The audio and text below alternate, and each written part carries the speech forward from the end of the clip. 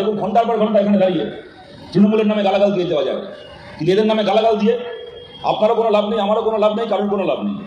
আপনারা খুব ভালো করে জানেন, তৃণমূলকে চিনে গেছেন। গালাগাল খেয়ে যতই গালাগাল দিক না কেন, গালাগাল খেয়ে তৃণমূল চুরি করা বন্ধ করবে না। তৃণমূল এমন একটা পার্টি, গালাগাল খেয়ে মান সম্মানে লাগলে ছাগল ঘাস খাওয়া বন্ধ করতে পারে, কিন্তু তৃণমূল ঘুষ খাওয়া বন্ধ করবে না। এদেরকে গালাগাল দেওয়া মানে নিজেদেরও সময় নষ্ট, অন্যেরও সময় নষ্ট। আমি সেই সবের মধ্যে না গিয়ে আমি বলছি, আমরা বামপন্থীরা, বামপন্থী শ্রমজীবী আন্দোলন এবং বাংলায় ভারতের বামপন্থী আন্দোলন, আমরা কতগুলো কাজ করতে চাই এই বাংলায়, এই ভারতে। কতগুলো দাবি নিয়ে আমরা মিটিং করছি, মিছিল করছি, লড়াই করছি, সেগুলোকে আমরা রূপায়ণ করতে চাই যদি আপনারা সবাই আমাদের পাশে থাকেন।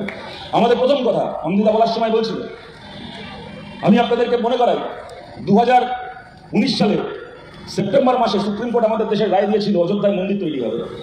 সেই রায় যার পছন্দ হয়েছে সেও মেনে নিয়েছে, যার পছন্দ হয়নি সেও মেনে নিয়েছে, কেউ গায়ে চড়ে সেই মন্দির আটকাতে যায়নি।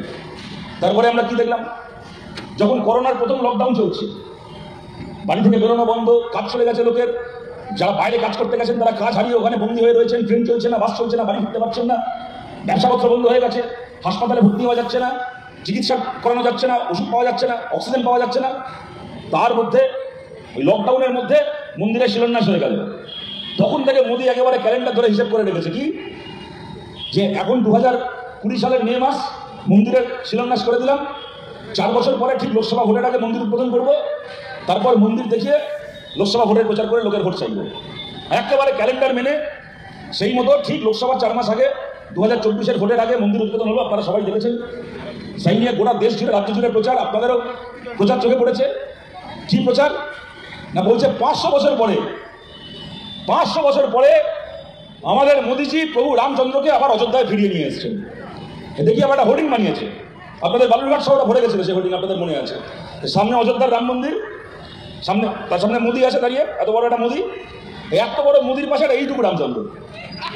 বাবা যেরকম করে হাত ধরে ছেলেকে স্কুলে ছাড়তে যায়, মোদী সেরকম ভাবে হাত ধরে রামচন্দ্রকে মন্দিরে ছাড়তে যাচ্ছে। চলো বাবা তোমায় মন্দিরে ডেকে আসি। তলায় বড় করে লেখা 500 বছর পরে আমাদের মোদীজি রামচন্দ্রকে অযোধ্যায় ফিরিয়ে এনেছেন। আর সে রামচন্দ্র হচ্ছে মোদীর ওপর আরেক কাঠি। 500 বছর পরে অযোধ্যায় ফিরে রামচন্দ্র প্রথম কাজটা করলেন কি না, সামনে লোকসভা ভোটে মোদীকেই লাথি মেরে অযোধ্যা থেকে বার করে দিলেন। যাই হোক, কথাটা আমি যে কারণে বলছি, আমাদের দেশের যে সুপ্রিম কোর্ট 2019 সালে রায় দিয়েছিল অযোধ্যায় মন্দির তৈরি করতে হবে, আমাদের দেশের সেই সুপ্রিম কোর্ট 2016 সালে রায় দিয়েছে আমাদের দেশে সম কাজে সম বেতনের আইন করতে হবে। কন্ট্রাকচুয়াল কাজ করানোর নাম করে ছেলে মেয়েদেরকে দিয়ে 3 ভাগের 1 ভাগ 4 ভাগের 1 ভাগ মজুরিতে কাজ করানো যাবে না। একই কাজ করার জন্য পার্মানেন্ট কর্মচারী পাবে 40,000 50,000 মাইনে, আর কন্ট্রাকচুয়াল পাবে 8,000 9,000 টাকা মাইনে। এই অবস্থা চলতে পারে না। আপনি চারদিকে তাকিয়ে দেখুন, পার্মানেন্ট চাকরি বলে কোনো চাকরি নেই, ক্রমশ হারিয়ে যাচ্ছে। প্রাইভেটে তো বহু আগে চলে গেছিল, হারিয়ে গেছিল। এখন সরকারি চাকরিতে কোনো পার্মানেন্ট নিয়োগ হচ্ছে না। কি কেন্দ্রের কি রাজ্যের, কেন্দ্রের ব্যাংক, রেল, পোস্ট অফিস, বিমা, বিএসএনএল, যেখানে দেখবেন কন্ট্রাকচুয়াল। এমনকি সেনাবাহিনীতে পর্যন্ত তার আর্মির বদলে অগ্নিবীর 4 বছরের কন্ট্রাকচুয়াল চাকরি। 4 বছরের কন্ট্রাকচুয়াল চাকরিতে আপনাকে বন্দুক দিয়ে মরতে পাঠাবো। পশ্চিমবাংলায় দেখুন, পঞ্চায়েতে, মিউনিসিপ্যালিটিতে, পরিবহনে, স্কুলে, কলেজে, সব জায়গায় কন্ট্রাকচুয়াল। এমনকি থানা চলছে পুলিশের বদলে সিভিল ভলেন্টিয়ার দিয়ে, কন্ট্রাকচুয়াল চাকরি। পার্মানেন্ট চাকরি বলে কোনো চাকরি নেই। ঘরে ঘরে ছেলে মেয়েরা পড়াশোনা করছে, মাস্টার ডিগ্রি করছে, গ্র্যাজুয়েশন করছে, পরে 8,000 টাকা 9,000 টাকা মজুরির একটা কাজ করে যেন আকাশের চাঁদ হাতে পেয়ে গেছে এমন অবস্থা হচ্ছে। কেন এই জিনিস হবে দিনের পর দিন? আমরা বলছি, আমরা বামপন্থীরা বলছি, আমাদেরকে একবার সুযোগ দিন। ওদের সংখ্যার জোর ছিল, সংখ্যার জোরে ওরা এনআরসি পাস করিয়েছে, সংখ্যার জোরে নোট বাতিল করেছে, সংখ্যার জোরে ওয়াকআউট সংশোধন করেছে। চাইলে ওরা সংখ্যার জোরে সমকাজে সমবেতনেরও আইন করতে পারতো, ওরা করেনি। না ওরা কেন্দ্রে করেছে, না মমতা ব্যানার্জি বাংলা বিধানসভায় করেছে। একটাবার আমাদের পাশে দাঁড়ান, আমাদের এই সুযোগ দিন। আমরা চাই পশ্চিমবাংলায় এই আইনকে রূপায়ণ করতে, এই আইনকে লাগু করতে, বলবৎ করতে। যদি আমাদের কিছু এমএলএ বিধানসভায় যান সামনের বার, তারা বিধানসভার ভেতরে গিয়ে দাবিটা তুলবেন।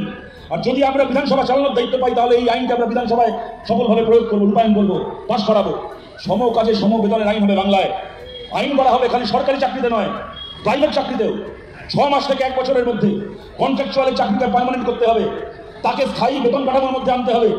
আর প্রাইভেট মালিক যদি মনে করে আমি প্রথমে কন্ট্রাকচুয়াল লোককে দিয়ে কাজ করাবো, তারপরে যখন তাকে আমার পার্মানেন্ট করার সময় আসবে তখন তাকে ছাড়াই করে নতুন করে কন্ট্রাকচুয়াল রাখবো, সেটা করতে পারবে না। আগে সমস্ত আগের কন্ট্রাকচুয়ালকে পার্মানেন্ট করবে, তারপরে সেই মালিক নতুন কন্ট্রাকচুয়াল রাখতে পারবে। এই আইন আমরা করতে চাই পশ্চিমবাংলা বিধানসভায়। আপনারা আমাদের পাশে থাকলে। বিজেপি আপনাদের বলেছিল রাম মন্দির উদ্বোধনের দিন আপনাদের বাড়িতে প্রদীপ জ্বালাতে যদি সম কাজে সম বেতনের আইন আমরা করতে পেরেছি, তাহলে জানবেন বছরে একদিন, খালি রাম মন্দির উদ্বোধনের দিন নয়, বছরে 365 দিন আপনাদের বাড়িতে প্রদীপ চলবে। কর্মসংস্থানের প্রদীপ, নিরাপত্তার প্রদীপ, নিশ্চয়তার প্রদীপ, মাথা উঁচু করে বাসার প্রদীপ চলবে আপনাদের সবার বাড়িতে। সিভিক ভলেন্টিয়ারের চাকরি, আমরা সিভিক ভলেন্টিয়ারের চাকরিতেও একটা স্থায়ী চাকরির মর্যাদা দিতে চাই। আজকে 12 বছর ধরে 13 বছর ধরে এই ছেলে মেয়েগুলোকে গায়ে একটা নীল জামা দিয়ে তৃণমূলের ঠেঙাড়ে বাহিনী বানিয়ে রাস্তায় দাঁড় করিয়ে রেখে দিয়েছে। এই ছেলে মেয়েরা কেউ, এই সিভিক ভলেন্টিয়ারের ছেলে মেয়েরা কেউ আমাদের শত্রু নয়। তারা সাধারণ খেটে খাওয়া পরিবারের ছেলে মেয়ে। তাদের চাকরি হয়তো পুলিশের চাকরি নয়, কিন্তু সিভিক ভলেন্টিয়ারের চাকরিও একটা সরকারি চাকরির মর্যাদা পাক। তা যেন তৃণমূল কংগ্রেসের ভাড়াটে বাহিনীর চাকরি না হয়, সেই ব্যবস্থা আমরা বাংলায় করতে চাই। সিভিক ভলেন্টিয়ারের চাকরিকে আমরা স্থায়ী করতে চাই, সেটাকেও একটা স্থায়ী বেতন কাঠামো, পেনশন, মেডিক্লেম, রিটায়ারমেন্টের পরে পেনশনের সুবিধা, এই যাবতীয় স্থায়ী কাঠামোর মধ্যে আমরা সিভিক ভলেন্টিয়ারের চাকরি জানতে চাই, যদি আপনারা আমাদের পাশে থাকেন। আমাদের 3 নম্বর কথা, তপশিলি সমাজের মানুষের জন্য রিজার্ভেশন, সংরক্ষণের সুযোগ। এখানে রাজবংশী মানুষ আছেন, যারা নমশূদ্র মানুষ রয়েছেন, আদিবাসী মানুষ রয়েছেন। আপনারা জানেন 70-75 বছর ধরে, এমনকি সংখ্যালঘু সমাজের মধ্যেও যে ওবিসি বুদ্ধদেব ভট্টাচার্য শুরু করে গেছিলেন, আমাদের সরকার শুরু করে গেছিল সংখ্যালঘু মুসলিম ওবিসি সংরক্ষণ। মমতা ব্যানার্জি 2 নম্বরের জন্য সেই সংরক্ষণ এখন কোর্টের রায়, এখন কোর্টের সামনে পড়ে গেছে। আর কি হচ্ছে, বাস্তবে কি হচ্ছে, বিজেপি আরএসএস 70 বছর ধরে চেয়েছে এই সংরক্ষণকে তুলে দিতে, ওরা পারেনি। এমনকি ওরা জাতি গণনা বন্ধ করে দিয়েছিল যাতে এই সংরক্ষণকে তুলে দেওয়া যায়। মানুষের প্রতিবাদের সামনে এখন ওরা ঘোষণা করতে বাধ্য হয়েছে যে আমরা জাতি গণনা চালু করব। কিন্তু এগুলো ঘোষণা করার জন্য করা, বাস্তবে কি হয়েছে আপনারা জানেন। সরকারি চাকরি যদি পার্মানেন্ট থেকে কন্ট্রাকচুয়াল হয়, তাহলে সেখানে আর সংরক্ষণের নিয়ম বলবৎ হয় না। রিজার্ভেশন খালি পার্মানেন্ট চাকরির জন্য, টেম্পোরারি চাকরিতে, ক্যাজুয়াল কন্ট্রাকচুয়াল চাকরিতে রিজার্ভেশন হয় না, সংরক্ষণ হয় না। ওরা কার্যত সংরক্ষণ বন্ধ করে দিতে চায় তপশিলি সমাজের জন্য। আমরা বলছি সরকারি চাকরিগুলোকে আবার স্থায়ীকরণ করার মানে হচ্ছে তপশিলি সমাজের মানুষের জন্য যে সংরক্ষণের অধিকার, সংরক্ষণের সুবিধা, তা আমরা আবার ফিরিয়ে আনতে চাই, আমরা আবার বলবৎ করতে চাই। মানুষ যেন নিজের মর্যাদায়, পিছিয়ে পড়া মানুষ, শোষিত মানুষ যেন, দলিত মানুষ যেন নিজের মর্যাদায় সেই কাজ আবার করতে পারেন, এই ব্যবস্থা আমরা করতে চাই।